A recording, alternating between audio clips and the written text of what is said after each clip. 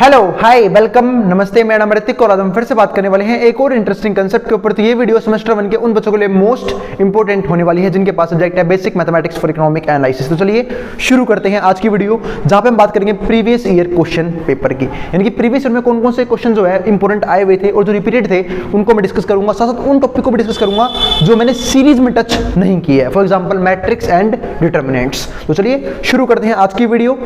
और भाई थोड़ा सा नॉइज आ सकता है बाहर से, तो उसको प्लीज इग्नोर कर देना क्योंकि थोड़ा सा काम चल रहा है कंस्ट्रक्शन का और वीडियो बनानी थोड़ी सी मजबूरी थी क्योंकि बच्चों का कल पेपर है। तो जिन बच्चों का कल पेपर है उसके लिए ऑल द बेस्ट, और आप आराम से ये वाले इंपॉर्टेंट क्वेश्चन जरूर देख के जाना ताकि आपके एग्जाम में जो है कुछ क्वेश्चन जो आपको हो सकता है कि यहाँ से भी रिपीट हो जाए। तो चलो शुरू करते हैं आज की वीडियो। और नोट्स के लिए आप इस नंबर पर कॉन्टेक्ट कर सकते हैं 9667836336, यहाँ पर जाकर नोट्स ले सकते हैं। अब हम आते हैं आज के कंसेप्ट के ऊपर। तो देखो आज का जो हमारा क्वेश्चन है वो है, ये एक ए मैट्रिक्स है 5 8 6 7 और ये हमारे पास एक बी मैट्रिक्स है 0 -1 4 7। प्रूव दैट या फिर शो दैट ए बी का जो इनवर्स है वो क्या होगा, बी इनवर्स ए इनवर्स के बराबर होगा। तो एक तो पहली बात भाई, ये क्वेश्चन किसका है, मैट्रिक्स चैप्टर का। मैट्रिक्स कह सकते हो या फिर डिटरमिनेंट कह सकते हो, क्योंकि दोनों में ही इनवर्स निकालना सिखाया जाता है। तो बात है भैया, आपने तो सीरीज में करवाया नहीं है वाला चैप्टर, या फिर हमें आता ही नहीं है वाला चैप्टर, हमने 12वीं की मैथ्स भी नहीं पढ़ी। तो सुनो मेरी बात ध्यान से, कोई दिक्कत नहीं, आपने 12वीं की मैथ्स पढ़ी हो चाहे ना पढ़ी हो। मैंने एक प्लेलिस्ट बना रखी है बिजनेस मैथमेटिक्स के नाम से। वहां पे अगर आप जाओगे तो वहां पे आपको मैट्रिक्स की इंट्रोडक्शन की वीडियो मिल जाएगी और डिटरमिनेंट के भी इंट्रोडक्शन की वीडियो मिल जाएगी। तो अगर आप लोगों के पास सफिशिएंट टाइम है तो वो वाली वीडियो जरूर देख लेना। आई बात समझ में? वहां से आपको मैट्रिक्स का मतलब सिर्फ बेसिकली करना है। इनवर्स निकालना तो आपको यहां भी सिखा दूंगा, इनवर्स निकालना नहीं सीखना आपको, ठीक है। आपको सिर्फ मैट्रिक्स होती क्या है ये समझना है और डिटरमिनेंट होता क्या है ये समझना है। बाकी मैं आपको यहां पे भी समझाता चलूंगा। जिनको समझ में आ रहा है बहुत बढ़िया, जिनको समझ में नहीं आएगा वो जाके एक बार इंट्रोडक्शन वाली वीडियो जरूर देख लेना। अब करते हैं आज का कंसेप्ट शुरू। अरे क्वेश्चन आया हुआ है प्रीवियस ईयर में, तो इसलिए मैं इसे करवाना काफी इंपॉर्टेंट समझता हूं। अब यहाँ पे देखो, तो हमारे पास ए और बी दो मैट्रिक्स है, हमें शो करना है कि ए बी का इनवर्स बराबर होगा बी इनवर्स ए इनवर्स के। पहले समझते हैं इनवर्स का मतलब क्या होता है। तो देखो इनवर्स है ना, मैथ्स के टर्म्स में दो तरह के होते हैं। अब दो तरह के कौन कौन से, एक होता है एडिटिव इनवर्स, एक होता है मल्टीप्लिकेटिव इनवर्स। सपोज करो आपसे कोई पूछे कि बताओ 5 का इनवर्स क्या होगा, तो कोई बच्चे तो ऐसे होंगे जो बोलते हैं भैया 5 का इनवर्स होगा -5, और कई ऐसे होंगे भैया 5 का इनवर्स 1/5 भी हो सकता है। तो मेरे भाई ये जो होता है ना, ये होता है एडिटिव इनवर्स। एडिटिव इनवर्स को जब भी हम उस नंबर के साथ प्लस करते हैं तो 0 आता है हमेशा। जैसे यहाँ पे देखो 5 में प्लस करूंगा -5, तो प्लस माइनस माइनस और 5 से 5 कट के 0 हो जाएगा। लेकिन मल्टीप्लिकेटिव इनवर्स को जब भी हम इसके साथ लेके आते हैं तो आंसर क्या आता है 1, यानी कि 5 से 5 कटेगा 1 आएगा। और हमें ना सिर्फ मैट्रिक्स में मल्टीप्लिकेटिव इनवर्स के बारे में बात करनी है और किसी टॉपिक में हम बात नहीं करेंगे। तो चलो देखते हैं। अब इनवर्स की कुछ प्रॉपर्टीज होती हैं। इनवर्स की प्रॉपर्टीज कौन कौन सी होती हैं?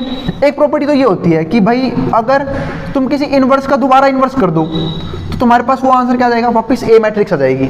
दूसरा एक प्रॉपर्टी ये भी होती है कि ए इंटू बी का इनवर्स हमेशा बराबर आएगा बी इनवर्स ए इनवर्स के। ये एक इंपॉर्टेंट प्रॉपर्टी होती है कि ए इंटू बी का इनवर्स बराबर है बी इनवर्स ए इनवर्स के।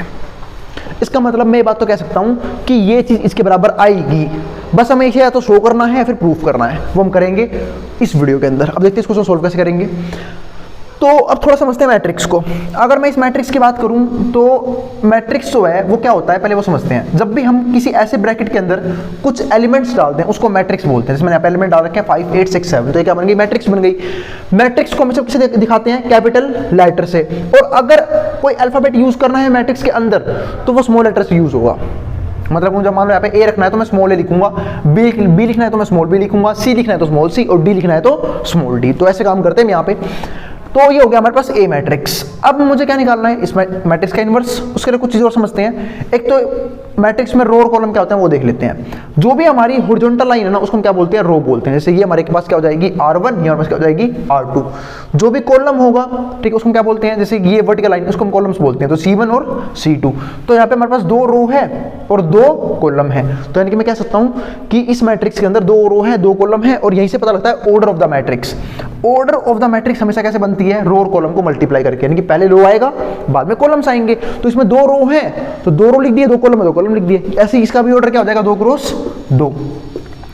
जब मैं आपको नेक्स्ट क्वेश्चन करवाऊंगा ना वहां मैं आपको 3 क्रॉस 3 का इनवर्स निकालना सिखाऊंगा डिटरमिनेंट की हेल्प से। तो ये आ गया हमारे पास यहाँ पे। तो अब एक चीज और समझते हैं यहाँ पे। तो इनवर्स तो हमने हमने यहाँ पे क्या कर लिया, ऑर्डर पता कर लिया। जैसे एक मैट्रिक्स में का एग्जांपल मोड़ देता हूँ, 2 3 4 5 6 7। अगर मैं इस मैट्रिक्स को देखूं ध्यान से तो मैंने देखा इसमें इसका ऑर्डर पता करके बताओ आप लोग। तो ऑर्डर किससे पता करोगे? तो इसका ऑर्डर पता लगेगा किस चीज से? देखो रो कितनी है, ये R1 ये R2, क्योंकि रो किसको बोलते हैं? हॉरिजॉन्टल लाइंस को रो बोलते हैं। तो ये R1 ये R2, और कॉलम किसको बोलेंगे? ये हमारा C1 ये C2 ये C3। तो ये हमारे पास बन गया 2 क्रॉस 3 की मैट्रिक्स। तो ये हमारे पास एक आ गया है एलिमेंट। अब मतलब इसका ऑर्डर ही हो गया। अब हम इन्वर्स निकालना शुरू करते हैं। तो पहले मैं काम कर रहा हूँ ए के ऊपर। तो अगर मैं ए को देखूँ तो ए जो है वो है 5 8 6 और 7। अब ए का इन्वर्स निकालना है हमें, तो मैं क्या करूँगा? सबसे पहले इन्वर्स निकालने के स्टेप समझते हैं। हमें सबसे पहले क्या निकालना पड़ेगा? हमें निकालना पड़ेगा माइनर। अब बात है भाई माइनर क्या होता है? ये वो नहीं है 18 से नीचे वाले, नहीं नहीं नहीं, माइनर हर एक एलिमेंट का अलग अलग होता है, ठीक है। तो एलिमेंट हम लिखते ऐसे हैं, M11 माइनर को हम ऐसे लिखेंगे M11 M12 M21 M22। बात है इसका मतलब क्या होता है? थोड़ा समझते हैं इसे। देखो जो ये है ना पहले वाला नंबर, जैसे मैंने 11 बोला, इस 11 का मतलब क्या है कि वो एलिमेंट जो पहले रो में है और पहले कॉलम में है उसका माइनर। अब 12 का मतलब क्या हो जाएगा? वो एलिमेंट जो पहले रो दूसरे कॉलम में है। ये जो आगे वाले नंबर है ना उसको उससे दिखाते हैं रोज को, और जो पीछे वाले नंबर है उसको हम क्या दिखाते हैं? कॉलम को। तो M1 कौन सा एलिमेंट हो गया? ये वाला, क्योंकि पहले रो में ही आ रहा है पहले कॉलम में आ रहा है। अब इसका माइनर निकालना है। इसका माइनर निकालना बहुत ही आसान है। कैसे करोगे? जिस रो में है वो रो छोड़ दो, इस कॉलम में कॉलम छोड़ दो, जो बच गया वो माइनर, यानी कि 7 क्या आ जाएगा? माइनर। आपको M12 निकालना है तो पहले हम मार्कर को, हाँ M12 निकालना है, इसका माइनर, तो इसकी रो कॉलम छोटी, जो बच गया वो माइनर। M21 क्या हो जाएगा? वो एलिमेंट जो दूसरे रो में है पहले कॉलम में, तो ये वाला दूसरा रो पहला कॉलम, इसकी रो कॉलम छोटी, जो बच गया वो क्या हो जाएगा? माइनर। M22 इसका माइनर, जो रो कॉलम छोटी जिसमें है ये, ठीक है, जो बच गया वो माइनर। तो ये हमारे पास क्या आ गए? हर एक एलिमेंट के माइनर। तो माइनर तो आगे, अब मैं क्या निकालूंगा? कोफैक्टर्स। तो चलो कोफैक्टर निकालते हैं। तो कोफैक्टर निकालना शुरू करते हैं। कोफैक्टर यानी कि A11 A12 A21 और A22। तो कोफैक्टर निकालते हैं। कोफैक्टर निकालना बहुत इजी है। जो भी यहाँ पे सिंबल्स है ना उनको आप ऐड कर लो। जैसे मान चलो यहाँ पे 1 1 है, इनको ऐड करो पहले। तो 1 + 1 कितना हो गया? 2। सबको पता है, ऐड करना सबको आता है। तो अब यहाँ पे कंसेप्ट क्या लगता है कि अगर ऐड करने पे इवन आया तो यू का यू माइनर कोफैक्टर बन जाएगा, और अगर ओड आया तो हम सिंबल चेंज कर देंगे। तो देखो 1 + 1 2 इवन आया, यू का यू माइनर क्या बन जाएगा? कोफैक्टर। 1 + 2 3 ओड आया तो सिंबल चेंज, 6 का -6। 2 + 1 3 सिंबल चेंज, 8 का -8। 2 + 2 4 यू का यू माइनर क्या बन जाएगा? कोफैक्टर। कोफैक्टर आ गया। अब मैं यहाँ से क्या निकालूंगा? Adjoint of A. Adjoint of A, इसको हम ऐसे भी लिख लेते हैं ADJ of A, adjoint of A. अब ये कैसे आएगा? इसको आप लोग एक मैट्रिक्स में अरेंज कर दो, या फिर एक काम करते हैं स्पेस की कमी की वजह से नीचे लिख लेते हैं इसे। तो ये कैसे आएगा? इसको एक मैट्रिक्स में अरेंज कर दो, करो इसे अरेंज। तो 7 -6 -8 और 5, इसे कर देंगे हम ट्रांसपोज। अब बात है भैया ट्रांसपोज क्या होता है? अरे बहुत इजी कंसेप्ट है। मैट्रिक्स का ट्रांसपोज निकालना बहुत इजी होता है। ट्रांसपोज का मतलब होता है रोज को कॉलम में चेंज कर दो, यानी कि पहली रो का पहला कॉलम बना दो, दूसरी रो का दूसरा कॉलम बना दो। तो बिल्कुल बना रहा हूँ, पहली रो का पहला कॉलम तो 7 -6, दूसरी रो का दूसरा कॉलम -8 और 5। तो इसी को बोलते हैं रोज को कॉलम में चेंज करना, और इसी को हम क्या बोलते हैं? ट्रांसपोज। तो अभी आ चुका है एडजॉइंट ऑफ ए। अब बात है कि भाई इनवर्स कैसे निकलेगा? तो देखो ए इनवर्स का जो फॉर्मूला होता है वो होता है adjoint of A divide by A का डिटरमिनेंट। तो एडजॉइंट ऑफ ए तो हम निकाल चुके हैं, वो रहा हमारे पास। अब ए का डिटरमिनेंट कैसे निकलेगा? डिटरमिनेंट का मतलब पता है क्या होता है? जब हम एक मैट्रिक्स को एक सिंगल वैल्यू प्रोवाइड कर दे, उसी को हम पता है क्या बोलते हैं? डिटरमिनेंट बोलते हैं। तो अगर मैं डिटरमिनेंट की बात करूं तो इस केस में हमें क्या निकालना है? ए का डिटरमिनेंट। तो ए का डिटरमिनेंट जो आएगा वो ऐसे आएगा, इसकी इससे गुणा, हमेशा ऐसे निकलता है 2 × 2 वाले केस में। इसकी इससे गुणा 7 × 5 = 35, माइनस में इसकी इससे गुणा 8 × 6 = 48। तो 35 में से गई 48, छोटी में से बड़ी चीज माइनस हो रही है। कई बच्चे से मोड समझ लेंगे, अरे नहीं नहीं नहीं, इतनी बड़ी गलती करने की जरूरत नहीं है, मोड नहीं है भाई ये। यहाँ पे नेगेटिव आया है, आंसर तो नेगेटिव रहेगा। 35 में 48 गए माइनस का 13, हमारे पास क्या आ गया है? ए का डिटरमिनेंट। तो ये हमारे पास क्या आ जाएगा? -1/13, और ये आ गया हमारे पास 7 -8 -6 और 5।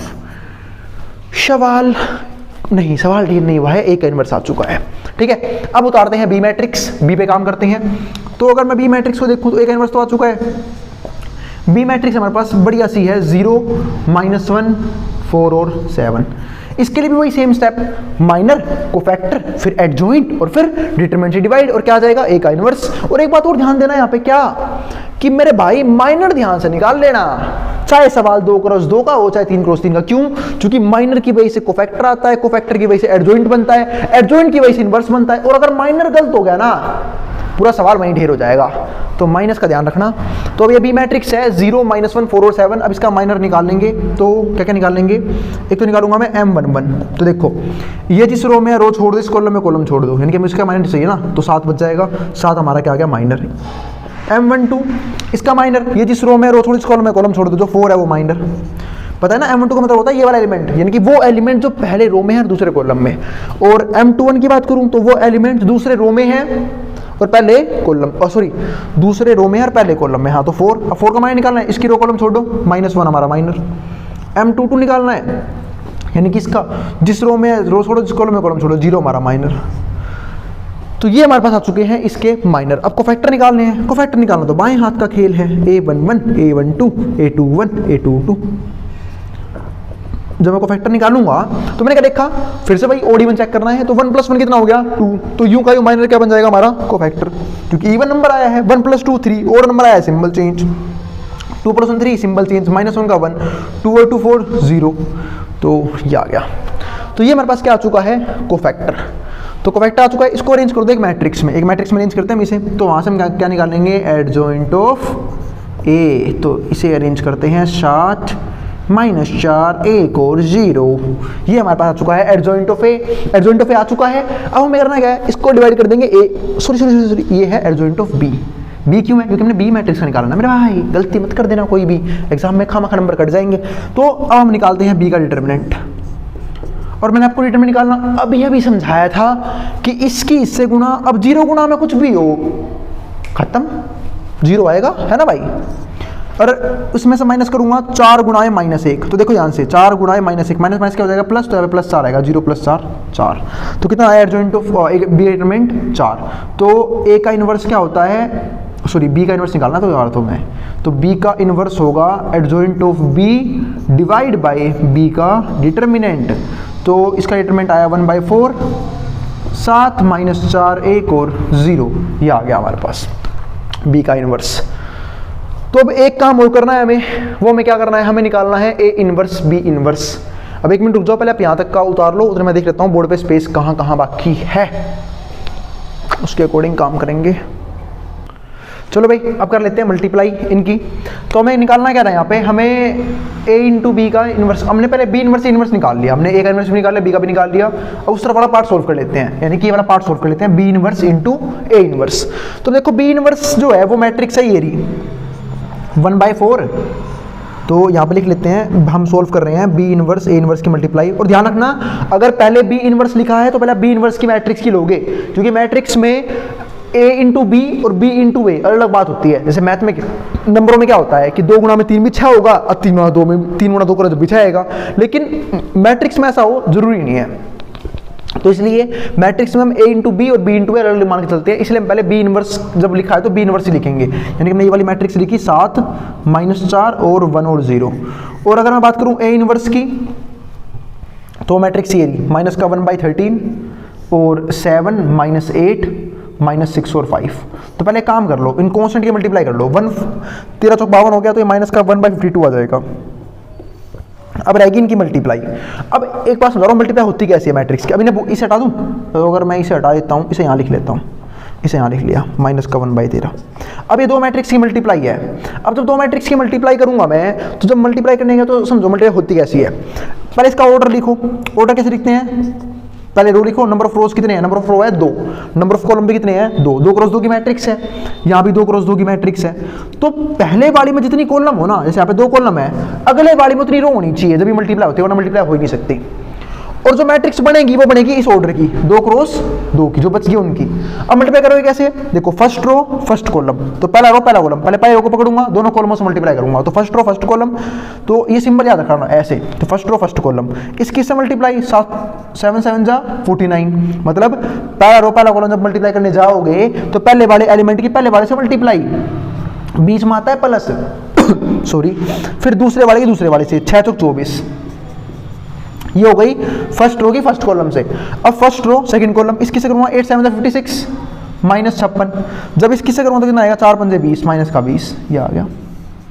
तो होगी फर्स्ट रो की फर्स्ट कॉलम से, फर्स्ट रो की सेकंड कॉलम से। अब पकड़ूंगा second row first column, second row second column. Second row जब इसकी से करूँगा 1 गुना में 7 7 और प्लस में 0, फर्क ही नहीं पड़ेगा। अब इसकी से करूँगा तो 1 गुना में 8 माइनस का 8 और 0 गुना में 5 0, तो कितना आ गया हमारा, ये हो गया 0। तो ये आंसर आएगा हमारा 49 + 24। ठीक है, कोई भी गड़बड़ अब तक तो नहीं नजर आ रही मुझे यहाँ पे। ठीक है, तो इनको ऐड कर लेते हैं। 53 और 20 कितने हो गए, 53 73 माइनस माइनस प्लस हो जाएगा, माइनस का 76। ठीक है, और 7 और माइनस का 8। हमने ये वाला पार्ट तो सोल्व कर लिया, हमने निकाल लिया है B inverse into A inverse. पहले आप लोग यहाँ तक का उतार लो। ठीक है, उतने में एक बार चेक कर लेता हूँ, एक बार अपनी कैलकुलेशन को रीचेक कर लेता हूँ बोर्ड के पीछे जाके। ठीक है, अब एक बार यहाँ तक का उतार लो, फिर हम देखेंगे कि ए इंटू बी करके फिर उसका इनवर्स निकाल लेंगे। एक मिनट, एक चीज करेक्ट कर लेना यहाँ पे, जब हमने एडजॉइंट ऑफ बी निकाला था यहाँ पे हमने इसका ट्रांसपोज नहीं किया था। जब ट्रांसपोज करेंगे तो रो कॉलम में चेंज हो जाएगा। तो यहाँ पे गड़बड़ हो गई थी, लग ही रहा था मुझे। देखो यहाँ पे 7 और -4, first row first column, second row second column, तो 1 और 0 ये बनेगा आपका एडजॉइंट ऑफ ए। ठीक है, फिर डिवाइड होगा 1/4 से। तो अब ये गलती हमारी यहाँ भी कैरी फॉरवर्ड होगी। तो यहाँ पे क्या होगा, 7 यहाँ पे आएगा 1, यहाँ पे 1, यहाँ पे माइनस का 4 और यहाँ पे 0। ठीक है, बाकी सब तो ठीक है, मल्टीप्लाई ठीक कर लेते हैं वैसे पर इसकी। अब फर्स्ट रो फर्स्ट कॉलम, तो 7, एक मिनट इनको मिटा लेते हैं पहले। तो यहाँ पे क्या आएगा, 7 7 49। ठीक है, इसकी से करूँगा तो 1 गुना -6 हो जाएगा।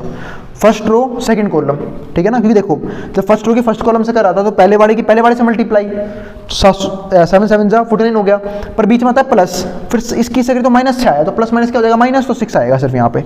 फर्स्ट रो सेकंड कॉलम, इसकी से करूँगा 8 7 56, -56, बीच में आता है प्लस, 1 गुना में 5, यहाँ पे क्या हो जाएगा 5। अब फर्स्ट रो की फर्स्ट कॉलम से कर ली, फर्स्ट रो की सेकंड कॉलम से भी कर ली। अब सेकंड रो फर्स्ट कॉलम, इसकी से करूँ तो कितना आएगा, माइनस का 28, और जब इसकी से करूँगा तो क्या आएगा, 0 छोड़ दो। सेकंड रो सेकंड कॉलम, इसकी से करूँगा तो 8 32, यहाँ पे कितना आ गया 32, बीच प्लस, इसकी से करूँगा तो क्या हो जाएगा 0। तो अब अगर यहाँ पे देखा जाए तो 49 में 6 गए, कितना बच गया 43, -56 + 5 कितना हो जाएगा, माइनस का 51, और माइनस का 28, और यहाँ पे कितना आ गया 32। तो ये हमारे पास आया है फाइनल आंसर। और हाँ, बाहर कौन रहेगा, माइनस का 1/52, ये चीज़ ध्यान रखना बस। ये आएगा, कहाँ गया वो मल्टीप्लाई, ये रहा, माइनस का 1/52, यहाँ पे 13 था। ठीक है, तो ये हमारे पास क्या है, इनवर्स। अब हम करते हैं a इंटू बी और उसका इनवर्स करते हैं। तो a इंटू बी निकालते हैं पहले। तो पहले मैंने देखा तो यहाँ तक का किस्सा समेट देते हैं, ये खत्म हो चुका है। अब निकालते हैं a इंटू बी। तो जब मैं a इंटू बी करूँगा तो a कितना है, a है हमारे पास 5 8 और 6 और 7, और जब b करूँगा b आएगा 0 -1 और 4 और 7। तो पहले a इंटू बी कर लेते हैं। तो मल्टीप्लाई करने में आपको सिखाई दिया अभी कि पहले ऑर्डर ऑफ द मैट्रिक्स लिख लिया करो। तो इसका ऑर्डर कितना है, 2 क्रॉस 2, क्योंकि इसमें 2 रो है 2 कॉलम है, इसमें भी 2 रो है 2 कॉलम है। तो जितनी इसमें कॉलम है ना, अगले वाले में 3 रो होनी चाहिए, यानी कि इससे कटना चाहिए, तभी जाके क्या होगा, मल्टीप्लाई होगी, वरना मल्टीप्लाई पॉसिबल नहीं होगी। ये मल्टीप्लाई की कंडीशन होती है, एकमात्र ये कंडीशन है मल्टीप्लाई होने की। और जो मैट्रिक्स बनेगी वो इस ऑर्डर की बनेगी, 2 क्रॉस 2 की। अब जब मैं मल्टीप्लाई करूंगा तो करूंगा फर्स्ट रो फर्स्ट कॉलम, इसकी से 0, इसकी से 8 चौक 32 आ गया, 0 + 32 32 हो जाएगा। अब फर्स्ट रो सेकंड कॉलम, ठीक है, तो इसकी से करूंगा मैं यहाँ पे, तो 5 गुना में -1 -5, बीच में प्लस, इसकी से कर दी 8 7 जा 56, ये हो गया। फर्स्ट रो की फर्स्ट कॉलम से भी होगी, फर्स्ट रो की सेकंड कॉलम से भी होगी। अब सेकंड रो फर्स्ट कॉलम, 6 गुना में 0 0, 7 चौक 28 28 आ गया। सेकंड रो सेकंड कॉलम, इसकी से करूँगा तो कितना आएगा -6, इसकी से कर दी 7 7 जा 49, तो ये आ गया। जब सॉल्व करूंगा मैं इसे तो 32, और ये हो गया हमारा कितना, 56 में से प्लस माइनस माइनस, 56 में से 5 गए 51 आ गया, 28, और ये हो गया प्लस माइनस माइनस 43, ये आ गया। तो ये हमारे पास आया a इंटू बी। पर इससे काम चलेगा नहीं, मुझे निकालना क्या है, इसका इनवर्स। अब इसका इनवर्स निकालते हैं। तो ए बी का इनवर्स निकालना, उसके मुझे माइनर निकालना पड़ेगा। तो m11 m12 m21 और m22, ये 4 एलिमेंट होते हैं 2 क्रॉस 2 में, ये 4। अब m11 का मतलब क्या है कि वो एलिमेंट जो फर्स्ट रो और फर्स्ट कॉलम में, यानी कि ये वाला एलिमेंट। अब जब मुझे इसका माइनर निकालना होगा तो इसकी रो कॉलम छोड़ दूंगा, जो बच गया वो माइनर, 43 हमारा माइनर। ठीक है। M12 यानी कि इसका माइनर, जो इसका रो कॉलम छोड़ दूंगा जो बच गया वो माइनर, 28 माइनर आ गया। M21 यानी कि इसका माइनर जो दूसरे रो और फर्स्ट कॉलम में है, तो इसका माइनर, इसकी रो कॉलम छोड़ दूंगा जो बच गया वो माइनर। M22 यानी कि इसका माइनर, जिसकी रो कॉलम में छोड़ दूंगा जो बच गया वो माइनर। अब निकालूंगा कोफैक्टर यानी कि A11, A12, A21, A22 cofactor निकालूंगा। तो देखो फिर से भाई OD1 का चक्कर है, तो भाई 1 + 1 कितना हो गया 2, इवन आया, यूं का माइनर क्या बन जाएगा कोफैक्टर। 1 + 2 3, ओड है, सिंबल चेंज 28 से -28, 2 + 1 3, सिंबल चेंज 51 से -51, 2 + 2 4, यूं का यूं माइनर क्या बन जाएगा कोफैक्टर 32। अब हम यहाँ पे क्या निकालेंगे adjoint of A, adjoint of A निकालेंगे यानी कि मैं इसको एक मैट्रिक्स में अरेंज कर दूंगा, अरेंज करूंगा तो इसको 43 और ये वाली गलती मत करना जो मैं यहाँ पे हो गई थी 43 -28 -51 और 32, ऐसा कर देंगे ट्रांसपोज।